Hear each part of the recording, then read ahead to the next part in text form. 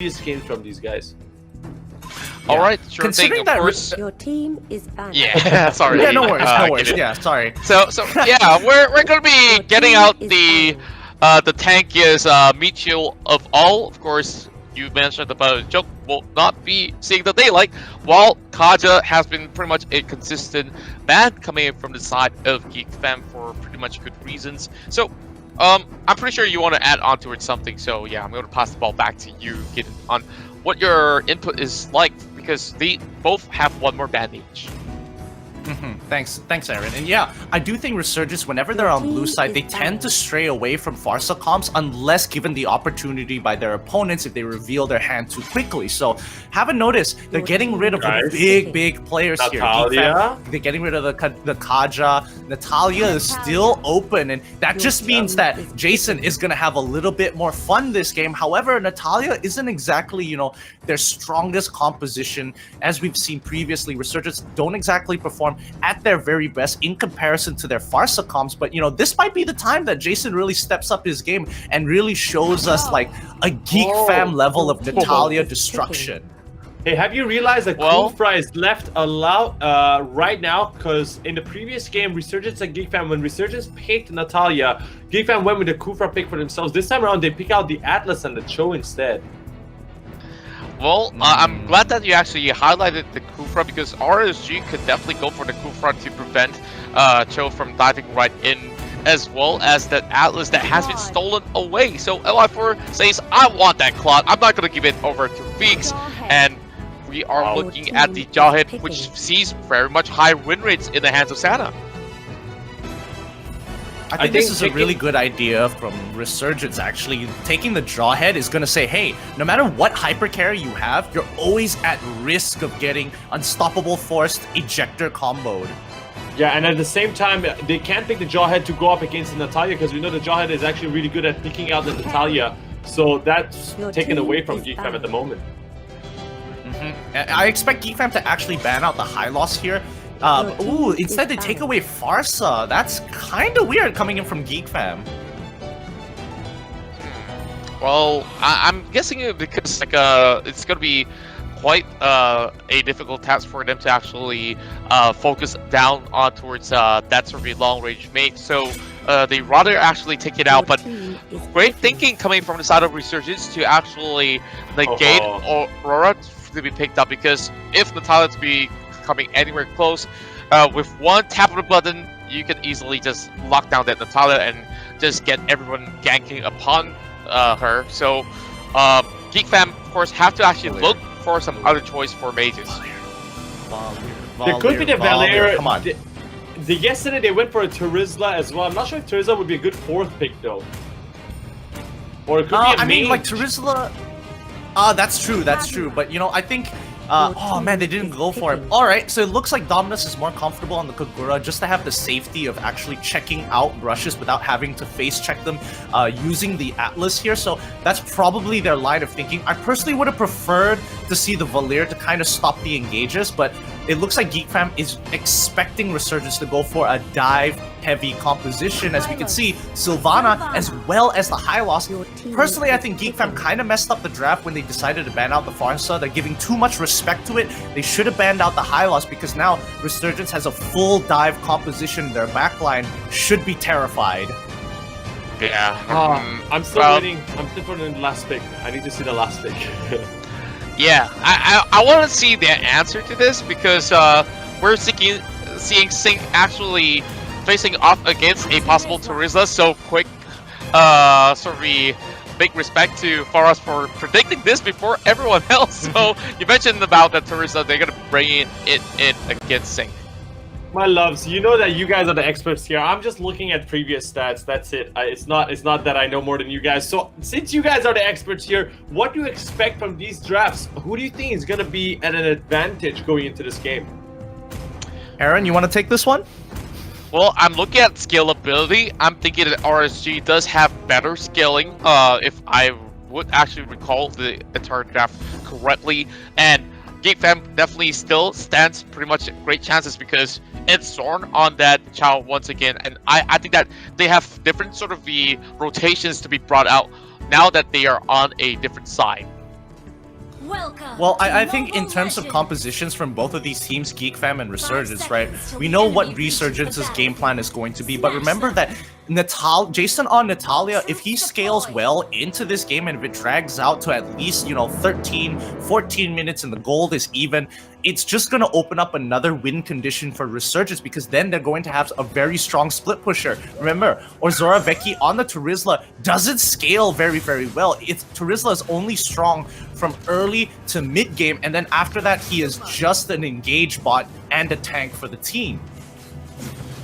And that definitely is something to ponder about. But, well, other than being an engaged bot, I'm pretty sure that they will be able to actually pull some a little bit of bait. And Jason actually soaking a little bit too much. Flicker coming out to actually try to secure the first blood, but it won't happen here. Santa will flip him up, and in first blood might just be Zorn taken down. And Resurgence once again getting that advantage here with Santa flickering in for that kill. That is so unlucky. Geekfam executed that perfectly, and they wanted to give Feekz the kill, but Jason survives with just a sliver of health, and RSG end up on top of that 50-50 there. Wow, that is... I am just shocked. If I was Geekfam, I would be so upset because they played everything perfectly there. Yeah, I felt definitely it could have been a little bit of better execution as well. They didn't really have to risk it all with that turret dive, though, if you ask me. But it would have been a little bit more cleaner, to say the very least. But we're already looking at the second kill going over the side of Resurgence. Jason also getting pretty much a head start. So a lot of goal going over on the favor of RSG pretty much in the span of less than 2 minutes. Yeah, Geekfam really need to think about the certain 2v2s that they're in because there's no way that they're ever going to beat Jason and Sana in a 2v2, especially when you're using Arts as well as Dominus, who both lack gold and base damages in the early stages of the game. Like, Arts is going to be the main damage dealer, and he's going to take a butt ton as he goes down instantaneously, but Ozora Vecchi coming in with a huge arrival. That's a huge executioner strike, turning it around as Geekfam find the footing that they were looking for, collapsing onto Resurgence, who totally forgot that Ozora Vecchi took the arrival, and his timing for that TP itself was impeccable. It could not be any better, and of course they didn't see that one coming at all. Like, Arrival has been pretty much off the meta for quite some time, I must say. And this is definitely going to be a little bit of a bite back coming in from the side of Jason Ko. And there goes Sana as well, locking upon Feekz. Hoping to actually flicker away, trying to actually look for that ejector. But, big stun coming out! It's going to be able to actually find Jason. But the rest of RSG looking for Zorn. It's a little bit more of that sort of the effort to be put out. But RSG at least will be able to secure this turtle. Yeah, I mean, Geekfam, they made a good decision there. They traded 1-for-1. They were able to kill Jason off without losing another member because Resurgence actually had priority on that rotation. So Geekfam understood, all right, I've got a very short window here. If I could just kill Jason, this will all be worth it. And even though they did lose Turtle, look at the goal lead. It is 800 in favor of Geekfam right now. And this is as big of a goal lead as they're going to get right now until they play like Resurgence last game and become a bank and get that sweet compound interest. That's right, and I'm definitely looking at how things are moving for both ends here. Like, both are pretty much very similar in terms of rotation for the current time being. While there's going to be a little bit more of that movement inside the jungle for RSG, as we are looking at perhaps a little bit of stalking coming in from that Natalia, so maybe they might just want to actually catch over something, but that big fat wave over the top side, of course, needs a little bit more of that defending coming in from Santa after that. Totally. And as we transition from early game to mid game here, Jason is going to be a little less effective because Geekfam, they're starting to get 1 or 2 items enough to prevent Jason from one-shotting them, and that's why he's forced to take the execution instead of anything else. But let's keep an eye out for Jason here because he's got to make something happen in this game if Resurgence wants to win. So far, Zorn has been performing phenomenally, getting some great Atlas Fatal Link ult with the flicker, just like KZP in game 1. So, I mean, it's a little bit of a flex, but let's see how this goes. Yeah, and Saint here will be charged upon, but oh my, he actually survives a little bit of that shot coming in from Dominus with the flame shot, but won't be able to actually take him down. Quick movements coming in from Sing himself, but Jason once again on the prowl, so maybe they might have known that his existence is somewhere within the jungle. So, sending the umbrella then towards the brush, not being able to actually catch them out, but there will be a little bit more of that sort of the contest over the bottom side. Not only did Geekfam take that turret, now they also can take charge of the turtle if they want to, but Resurgence responds with a mid lane push here over onto the Dominus here as Jason almost actually takes him down. But oh my! Overturn! Dominus with that solo kill!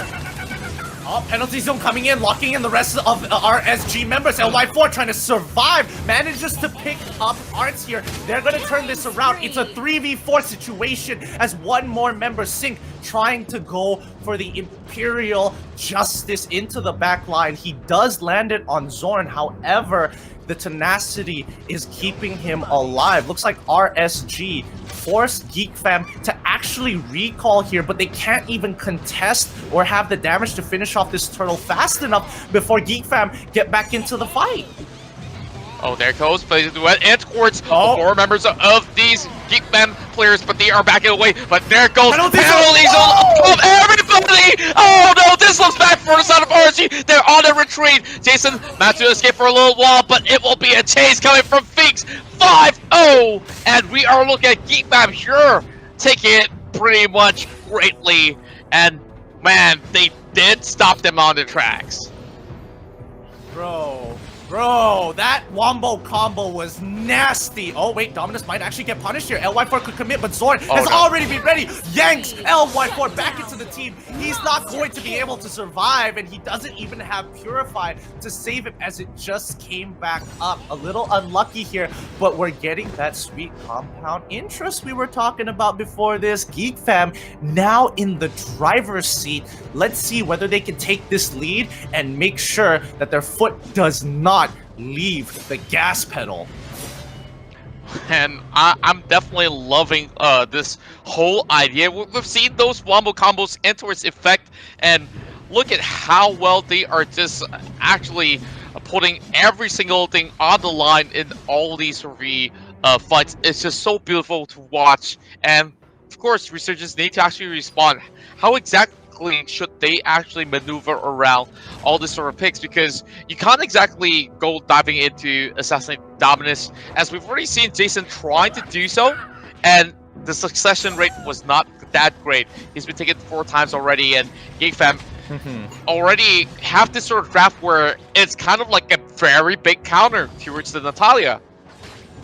Yeah, for sure. And you know, I think Geekfam had that in mind. Zoraveki now going to take a lot of damage, but Body of the Smith and Penalty Zone, it's going to allow him to kind of just walk away from all this damage, because Sync, he isn't the main carry, and he did take Tenacity. So again, the trades are not looking very good for RSG at this point of time. But I kind of want to I want to poke your brain at something, Aaron, here, because we're looking at a composition from Geekfam that doesn't necessarily have to engage. They're kind of expecting RSG to make the plays, and when they do, Geekfam kind of wants to, like, go back into the fight, re-engage with the major ultimates being Fatal Links and the Penalty Zone from both Zorn as well as the Zoraveki. And worst comes to worst, when that does happen, Dominus just has to use the Yin-Yang Overturn, so he literally just has to survive.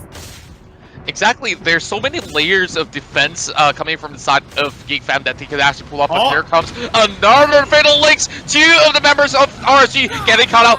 LY4 hopping at the back, looking for Dominus, but he will have to actually hop right back, and it's going to be a lost cause right here. Turtle over side of Geekfam, and 3 member down once again. Yep, and Resurgence make the same mistake again. They go a little too hard on the engagement, and LY4, despite him trying his very best to kind of isolate the area. Sync was trying to run away, but ended up getting caught by by Arts himself. They're just making sure that they're mixing up the threats every single time. In Resurgence, they just have to figure out a way to really get into that backline, because Feekz, with 8 kills, he's pretty much already stacked up his bounty hunter, and he's going to hit level 15 very, very soon. LY4, let's compare the items right now. It's 3 core items to 2 core items in comparison between both of the hyper carries of each team. Yeah, and I think that their only hope for the side of Resurgence right now is just hoping that they can actually catch Dominus without some of all these frontliners actually butting in the way and Sync!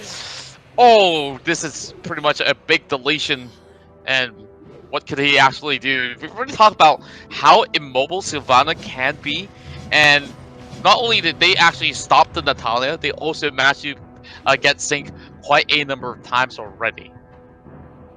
Yeah, and even though that Sylvana has the higher pick potential, Azora Vecchi is like, you know, Terizla is just a different variation of Sylvana. They both have very similar ultimates. They both have the very same idea of looking to engage into the enemy team, except the only difference between the two is that Sync has options that are a little bit more slippery in comparison to Azora Vecchi, who just wants a face tag, but the wombo combos are coming in, and once again, Sana is caught out. Penalty zone coming out for Azora Vecchi, locking in Sync. There's just no way they can actually beat this composition until they scale up into this game. They're taking these risky 50-50s that they shouldn't be doing, especially when Geekfam have such big ultimates in their arsenal. They just have to bait them out.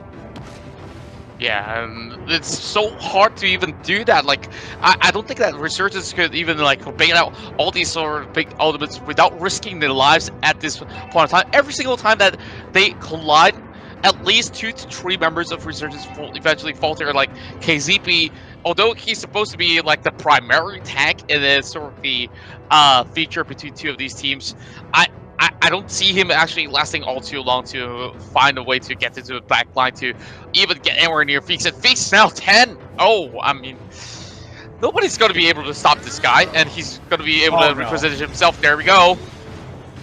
KZP trying to disengage. Glorious Pathway comes through. Sync, he managed to stop the engage, and now Azora Vecchi also uses ultimate. This is big for RSG because that means they're going to be able to take the Lord without having to worry. They get the catch onto Zorn. They're jumping onto this Atlas. Can they kill him off? Yes, they can. Zorn unable to get, waiting for his perfect match to come back off of cooldown, gets punished for it. Resurgence, just a couple more of those, at least 4 more to catch up to Geekfam at this point in time. They defend the first Lord push, but there's still 1 more that they have to defend if they want to come back into this game for Resurgence.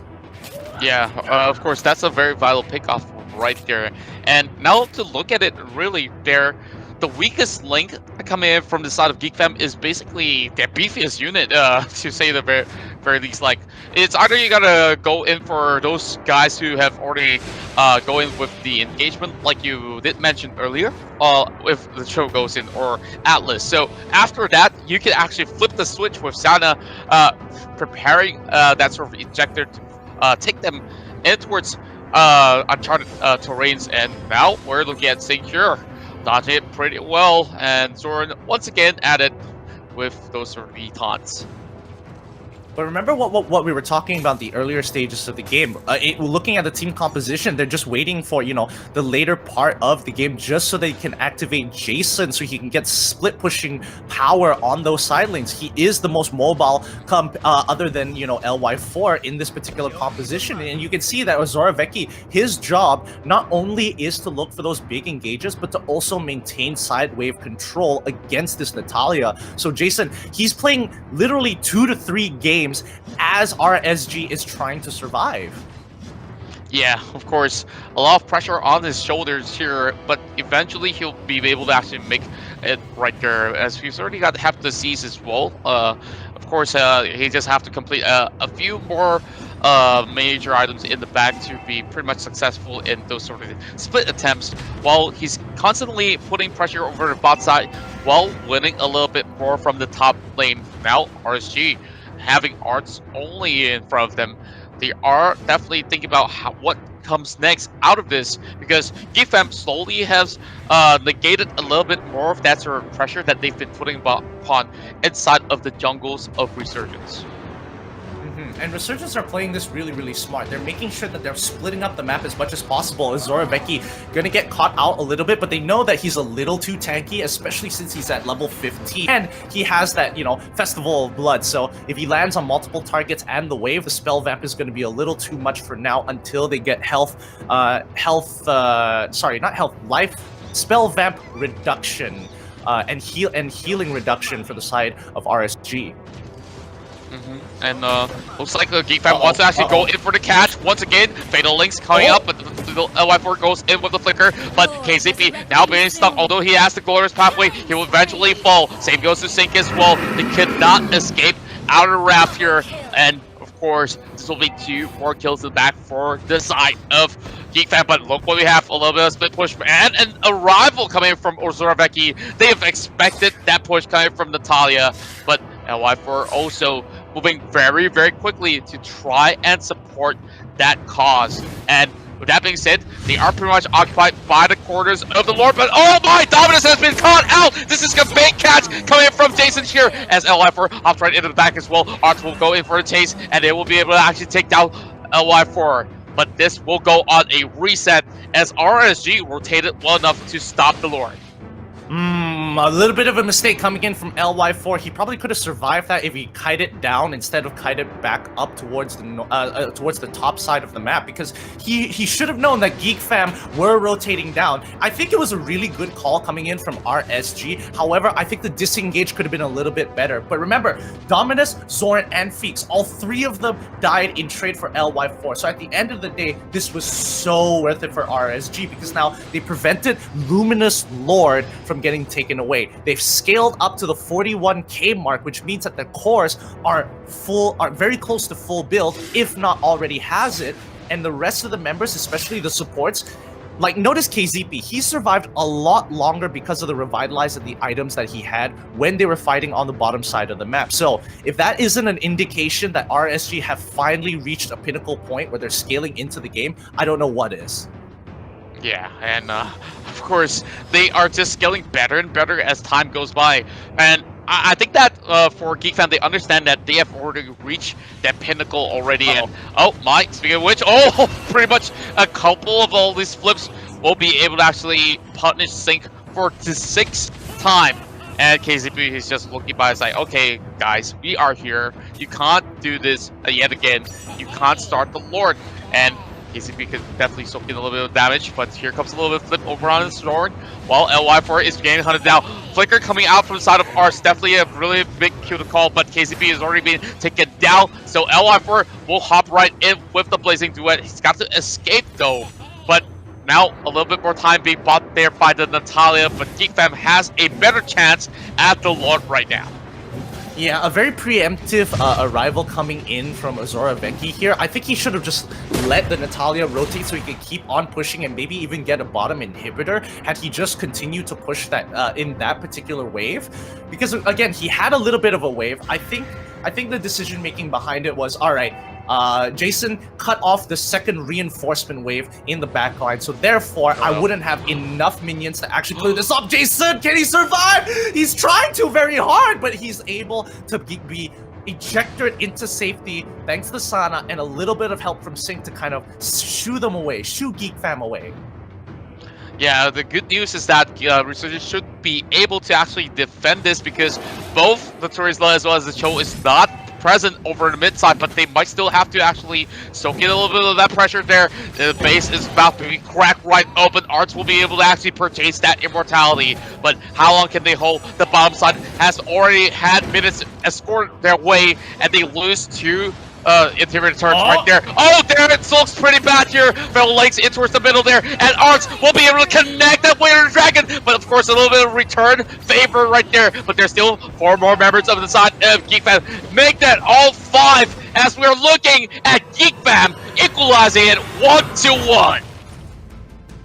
An extremely What? convincing game coming in from Geekfam here. Faraz, come on back in. I know you got some stuff to say. Woo! Yes, I do, man. This is a beautiful game, and honestly, I was afraid towards the end there because it definitely looked like Resurgence could make a comeback. And I swear, if it was Sync, I think, with his Sylvana, if he didn't get caught out at the Lord Pit over there, they could have actually waited this long enough for the Natalia to keep pushing, because the Natalia was the one that was annoying and separating Geekfam from each other, and it was working out a few times. However, they got caught out, and then Natalia had to come back to save these guys, and that's when they slowly got, you know, caught out one by one. I genuinely believe Resurgence could make a comeback in this game.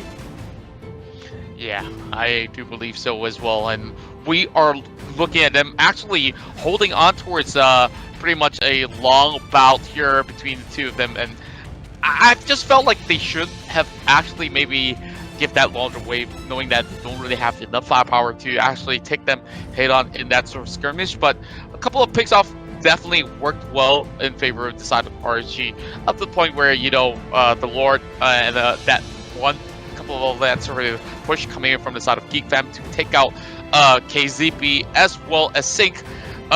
It just goes to show that Geekfam really understood what they needed with the very final Tourist Love League. Yeah. Let's not forget that